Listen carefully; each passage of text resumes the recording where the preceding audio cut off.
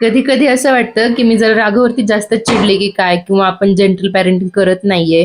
पण तेवढ्यात राघव असं काहीतरी करतो ना, जेंटल पॅरेंटिंगचं भूतच माझ्या डोक्यातून निघून जातं आणि मी जे काही करते ते योग्यच आहे असा मला दिलासा मिळतो. महागडी खेळणी किंवा वस्तू नाही, तर हे असले बॉक्स जपून ठेवावे लागतात आम्हाला. ते का, ते तुम्हाला समजलंच असेल.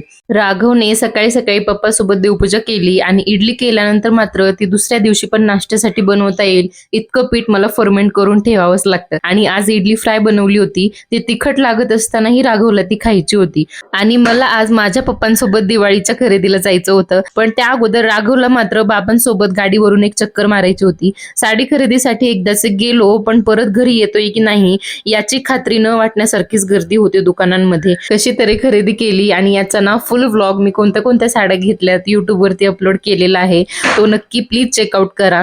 आणि त्या चेंगराचेंगरीतून बाहेर आलो कसे बसे. त्यानंतर थोडीशी पेटपूजा केली, कारण साड्यांपेक्षा जास्त एनर्जी तर या गर्दीतून बाहेर पडायलाच लागली होती. म्हणून खूप भूक लागली होती.